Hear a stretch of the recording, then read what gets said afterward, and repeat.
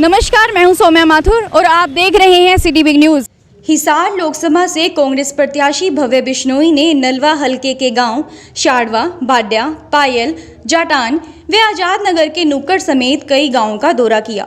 उन्होंने कहा कि यह चुनाव हिसार लोकसभा क्षेत्र में मुख्यमंत्री की कुर्सी लाने की दिशा में ऐतिहासिक पड़ाव होगा। पिछले चुनाव में अगर कुलदीप बिश्नोई विजयी होते तो हरियाणा के मुख्यमंत्री होते, लेकिन इस चुनाव में लोगों के पास एक स्वर्णिम मौका है हरियाणा में अपनी राजनीतिक चौधर लाने का। साथ ही साथ उनका कहना है अपने पराये की पहचान करके 12 मई को जनता सोच समझकर फैसला ले। सिटी बिग न्यूज़ से खास बातचीत में भव्य बिश्नोई का कहना है कि हरियाणा लोकसभा चुनाव में 10 की 10 सीटें कांग्रेस की ही आएंगी, क्योंकि प्रदेश की जनता भारतीय जनता पार्टी की कूटनीति व दुष्प्रचार से वाकिफ हो चुकी हैं। मुकाबले के सवाल के जवाब में भव्य बिश्नोई का कहना है कि पहले स्थान पर कांग्रेस है, लेकिन मुकाबला जननायक जनता पार्टी व भारतीय जनता पार्टी का दूसरे स्थान के लिए रहेगा। जनता से अपील पर कांग्रेस के उम्मीदवार भव्य बिश्नोई का कहना है कि वोट डालना हमारा मौलिक अधिकार है, इसलिए अपना एक एक कीमती वोट देकर कांग्रेस को विजयी बनाएं। कांग्रेस से उम्मीदवार भव्य बिश्नोई के साथ पूर्व मंत्री प्रोफेसर संपत सिंह व चौधरी भजनलाल जी के काफी नजदीकी संबंध रखने वाले पंडित रामजी लाल भी गांव-गांव में भव्य बिश्नोई को जिताने के लिए लोगों से वोट की अपील कर रहे हैं। सर, आपका पहला चुनाव है तो कैसा फील कर रहे हैं आप? बहुत अच्छा महसूस हो रहा है। मैं पिछले 1.5-2 सालों से हिसार लोकसभा क्षेत्र के कई गाँव के मैंने दौरे निकाले हैं। युवाओं में जोश है, भारी जन समर्थन मिल रहा है, बड़ों का आशीर्वाद मिल रहा है। तो कौन कौन से मुद्दे पर आप जनता से मिल रहे हैं? मुद्दे तो बहुत ही है जी। भाजपा सरकार ने 5 सालों में मुद्दे हमारे सामने हमको ला कर दिए हैं। तो ऑब्वियसली अहम मुद्दा तो बेरोजगारी का है, किसानों का है, महिलाओं का है। सबसे ज़्यादा मुकाबला आप कौन सी पार्टी के साथ मानते हैं? मुकाबला किसी का नहीं, 2 और 3 नंबर का बीजेपी और जेजेपी के बीच मुकाबला रहेगा। आपको क्या लगता है कि हरियाणा लोकसभा में कितनी सीटों पर आपकी जीत निश्चित होगी? ये तो समय बताएगा, लेकिन मुझे पूरा विश्वास है कि इस बार हिंदुस्तान की जनता जागरूकता से वोट देगी। हाँ, बिल्कुल। कितने मार्जिन से आपकी जीत निश्चित होगी? देखिए, बढ़िया मार्जिन से जीत निश्चित होगी, चिंता ना करें आप। और बहुत, जैसे मैंने कहा कि बहुत भारी जन समर्थन मिल रहा है, लोगों का आशीर्वाद मिल रहा है, लोग सांसद से तंग है, सरकार से तंग है। भव्य जी, जैसे जनता का ये आरोप है आपके ऊपर, विजेंद्र सिंह के ऊपर, दुष्यंत के ऊपर कि परिवारवाद की राजनीति कर रहे हैं तीनों कैंडिडेट हिसार में, तो इस विषय पे क्या कहेंगे? ऐसी बात नहीं है। देखो, कांग्रेस पार्टी एक नेशनल पार्टी है, तो अगर वो कोई उम्मीदवार उतारती है तो बहुत सोच समझकर एक इंडिपेंडेंट सर्वे करके निकालती है। तो यदि उन्होंने मुझे चुना है तो उसमें कोई वजह, उसके पीछे वजह होगी।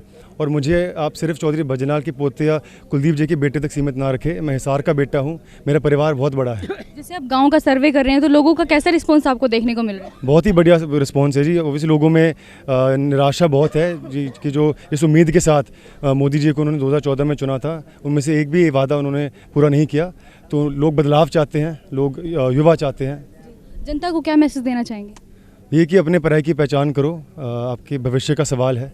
अच्छे लोगों का साथ दो जो देश का भला कर सकते हैं। जैसे चौधरी भजनलाल जी के सपना था हरियाणा को लेके, कुलदीप जी नहीं कर पाए पूरा, उसको क्या पूरा करेंगे? उसको पूरा प्रयास रहेगा जी। तो चौधरी कुलदीप जी भी दोगुनी ताकत के साथ मैदान में उतरे हैं। जैसा कि आप जानते हैं कि बीच में तबीयत ने उनका साथ नहीं दिया।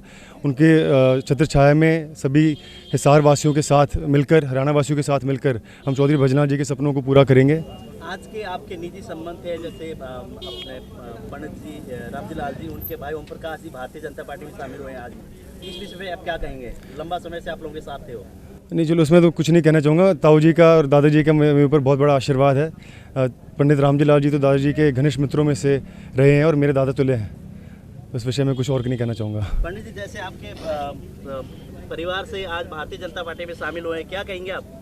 उसकी ऐसी सोच है, वो जल्दी एमएलए बनना चाहे है, वो मैंने उसको माना नहीं। जब समय आया था पहले का टिकट देंगे, अभी टिकट कहाँ है? उसको ये जल्दी हो रही कि मुझे ये पक्की बात करो, मुझे टिकट मिलेगी, मैं लड़ूंगा। और ये नहीं कहती कांग्रेस पार्टी है या ये नहीं होता, पता नहीं किसको टिकट मिले या ना मिले। बाकी कोई ऐसी लंबी छोटी बात नहीं है। वो गए हैं, थोड़े दिन फिर आ जाए। चौधरी के साथ आप बहुत समय तक रहे हो, चौधरी साहब के साथ। हाँ। तो लोग कुलदीप जी से, लोग ये नाराज थे कि कुलदीप जी लोगों से मिलते नहीं है, इस विषय पे आप क्या कहेंगे? नहीं, लोगों ने ऐसे चला दिया दिन रात। ये सारे रेणुका, भव्य, कुलदीप जी, अब लोकसभा में ऐसा ही होता है। ये तो परिवार है, ये तो हमारा परिवार है। अब ये ज़्यादा सोचते हैं कि हमें ज़्यादा मिले, उनकी कुछ सेहत खराब होने की वजह से कुछ दिनों नहीं आए। रेणुका विषय, भव्य विषय तो 6 महीने से लगा था। अब सारे हल्के में क्या हर गाँव में जाए। जैसे ओम प्रकाश जिंदल जी और चौधरी भंजलाल जी के कई वर्षों से राजनीतिक संबंध खराब थे, उसके बाद अब साथ हुए हैं, लेकिन अभी जिंदल परिवार की तरफ से भव्य जी के साथ कोई नहीं दिख रहा। नहीं साथ कल सारे थे, कल चाय हम इकट्ठी पी रहे थे, हिसार में साथ थे, विवेद राव सभी थे, ऐसी कोई बात ही नहीं है ऐसे। सर प्रोफेसर साहब आप बताइए कि जैसे आपका लंबा समय लगा हो राजनीति में और उससे इन लोगों में आप पहले रहे, अब आप कांग्रेस पार्टी में, तो आप दौड़ में भी शामिल थे टिकट के, तो अब भव्य जी के साथ जैसे यहाँ इनको टिकट मिलेगा, आप इनके साथ हो, कैसा लग रहा है, जनता का क्या लगता है आपको? देखिए, मैं पहली बात तो टिकट की कोई दौड़ में नहीं था। इस बार मैंने पहली पार्टी को मना कर दिया था कि हमारे कैंडिडेट जो है चौधरी कुलदीप बिश्नोई जी होंगे, और उन्होंने जो है भव्य जी को आगे प्रमोट किया और पार्टी ने उसको एक्सेप्ट कर लिया। हमें खुशी है, एक नौजवान जो है हमारा प्रतिनिधित्व करेगा पार्लियामेंट का, और पढ़ा लिखा नौजवान है। मैं इनके साथ घूम रहे हैं, लोगों के साथ इनके अच्छे ताल्लुकात, अच्छा प्यार प्रेम, और खास करके युवा अच्छे जुड़ते जा रहे हैं। चौधरी साहब एक सवाल है मेरा, जैसे वीरेंद्र सिंह के बेटे IAS अफसर थे, IAS अफसर होते हुए जनता की सेवा ज़्यादा कर पाते हैं या पॉलिटिशियन ज़्यादा कर पाते हैं? देखिए, IAS के अफसर के बहुत कम रेयर लोग बनते हैं। बहुत अच्छे मेरिट में वो आए थे और अच्छे मेरिट में बने थे वो, लेकिन वही बात आ गई, वीरेंद्र सिंह जी भी जो चाहते हैं कि अपना बारिश पड़े, ठीक है, अगर एज यूजुअल आदमी काम करता करता राजनीति के अंदर बचपन से काम करता है, जैसे भव्य करते आया है, इसी तरह कुलदीप जी करते आए हैं, चंद्रमोहन जी करते आए हैं, या किसी और परिवार के करते आए हैं। अब हुड्डा साहब उनका बेटा है, तीसरी बार बन रहा है, चौथी बार बनेगा, क्योंकि लोगों में रहा है, लोग प्रेम करते हैं। तो राजनीति में अकेले वारिश की बात नहीं होती। वीरेंद्र जी से तो थोपना चाहते हैं, उनका हक भी नहीं पड़ता। यहाँ कोई चुनाव कभी एक बार 84 में लड़ा था, और उसके बाद जो है वो इंदिरा गांधी जी की वेव थी, उसमें जीत गया था। बाद में इधर उधर इतने काम मतलब करने चाहिए थे उनको। इतना बड़ा सीनियर मिनिस्टर, फाइनेंस मिनिस्टर है आज सेंटर के अंदर। पहले सैनिटरी भी उसके पास था, पब्लिक हेल्थ उसके पास था, पंचायत उसके पास थी, रूरल डेवलपमेंट महकमा था सेंटर के अंदर।